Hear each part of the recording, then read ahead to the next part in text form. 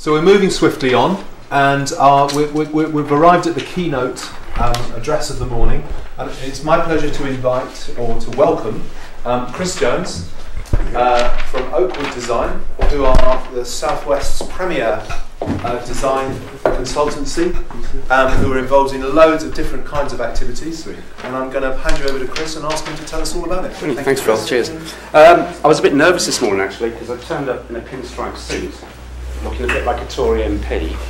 And given what it was like in Bristol yesterday, hope I get out there alive, I'm going to ask that guy there to hold these balloons for me for a sec.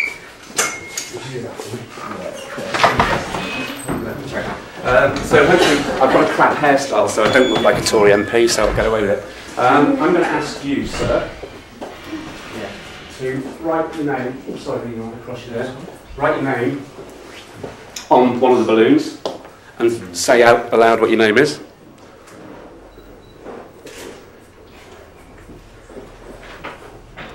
All in due course.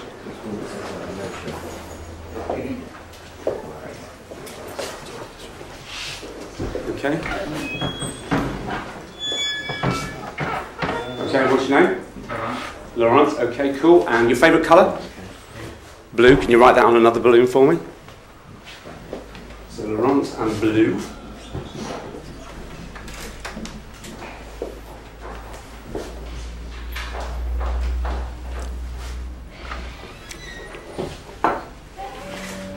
And where are you from, Laurent? Caribbean. Okay, just put Carib. That's probably too big on the balloon, but that's good. So we got Laurent, who is from the Caribbean and he likes blue. That's brilliant. That's that bit done. Jeremy asked me to come and talk to you today because my business covers quite a lot of broad spectrum of all media.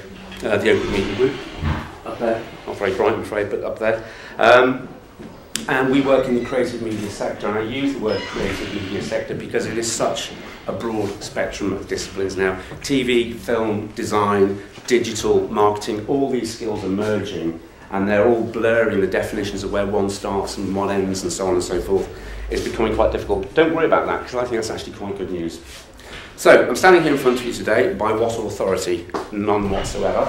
I set out to qualify as a biochemist, but I was particularly crap at it. In fact, I hated it, so that's probably why I was crap at it. So I thought, what am I going to do? So I set off and thought I'd do some sales, because sales makes money, and that sounds quite a good thing to do. And I ended up, purely by default, in the advertising department in the newspaper, and that sort of got me into media. And I'm talking about black and white print, and I was flogging ad space and running around the countryside going, would you put up an advert for double glazing and so on and so forth. But it kind of worked, and it got me into sort of the media sector. Then moved down to the southwest, because that was up in Liverpool. Moved down to the southwest, and joined an agency. I sort of went agency side. That was brilliant. I really enjoyed that. I was sort of getting into advertising and so on and so forth. And then about 15 years ago, myself and two partners, we worked together as a creative team in Bath. We set up, as it was then, Oakwood DC, and it kind of took off from there. That's great. I suppose you could say, well, that's my qualification to stand here in front of you today. But you're not me and I'm not you. We've done Oakwood Media Group. You guys have got loads of scope to do other things in front of you. So that's a plan, but do your own thing. Has anyone heard of the Oakwood Media Group before? That's the usual response. Silence. So I get this to work now. Has anybody seen balloons? Can we pull the balloons in? That was a flaw in my plan, Lauren, sorry. Has anybody know any of those companies at all? That's just some of our clients. We work with 10 of the top 100 brands in the world. We're based in Bristol, that's our head office. We're in Park Street, above the Mauritania pub, quite useful.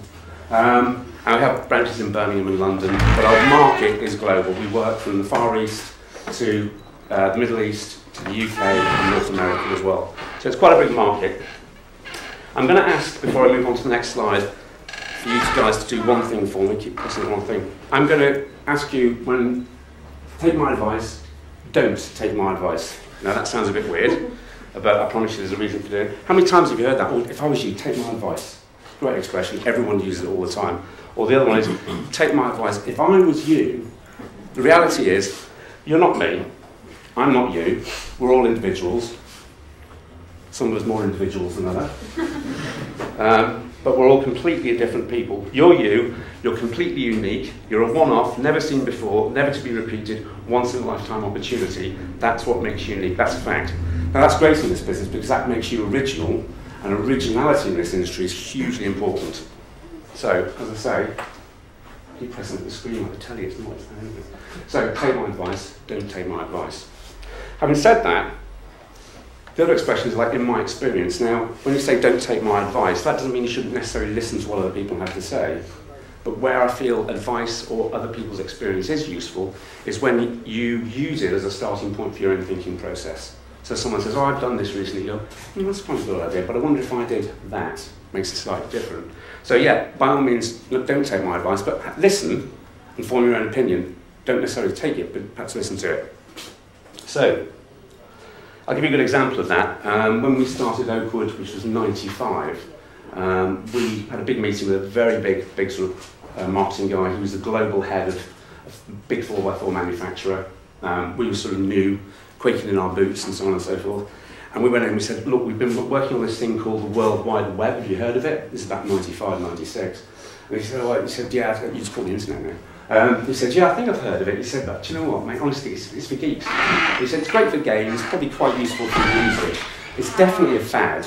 Why don't you just stick to design? Kind of glad we didn't, really. On average, we build websites between 10 grand and £500,000 quid.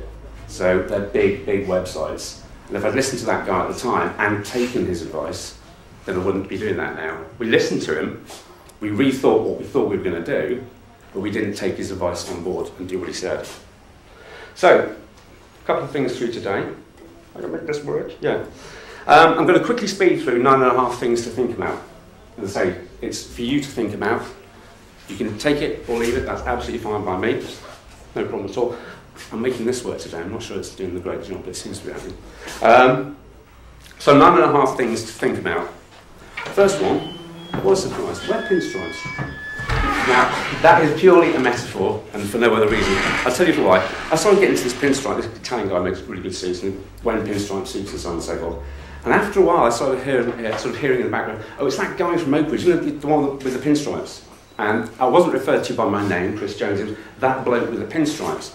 And what I suddenly realised was I'd created like this visual brand for myself. I'm completely unawares of this, but a visual brand for myself that got me noticed and sort of set me slightly aside. Now, as I said before, we're all individuals, that's great, and very talented and so on and so forth, but as individuals, we still need to make ourselves stand out from necessarily the crowd, if you like.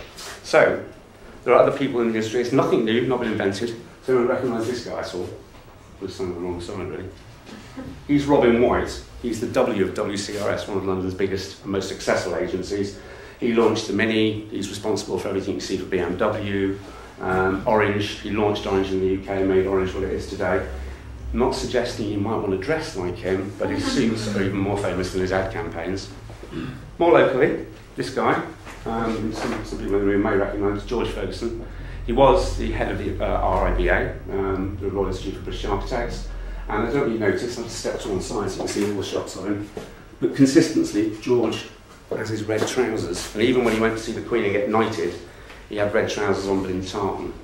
Now again, I'm not saying that that is what you might want to go out there and do, but what I am saying is you might want to position yourself or create a visual a reflection of your personal brand, if you like. That's what these guys have certainly done. There we go. Just on that, the guy with the balloon, can anyone tell me what his name is? Brilliant. Any favourite colour? Where's he from? Now, that was a really cheap publicity stunt, but he's now the most famous, most spoken about person in this room. I'll be sending the invoice later. But all I did was hand the guy 3 balloons, ask him to write out his name, his favourite colour and where he's from. Everybody in this room knows who he is and all the details about him. He probably doesn't even know you yet, and that's part of like splitting out and making yourself stand out slightly from the crowd. Sorry to embarrass you, Lauren. Thank you for that. I appreciate it. Do you want me to take the balloons off you now? Well, you can take them home if you want.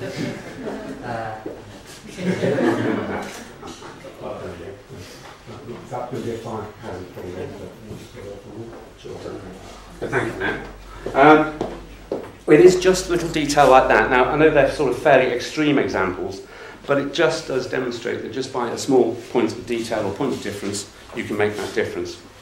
We're lucky. We're in the image business, so we're allowed to be a little bit wackier, a little bit crazier.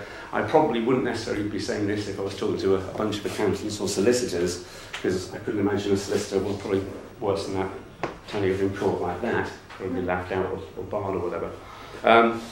There we go. Now, all said and done, that's great, but on the other hand, there are, when you've done something different, make some change, see if this works in the range.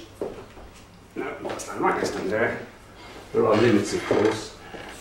You might want to dress like Lady Gaga there, or these guys down here. I love them. Okay.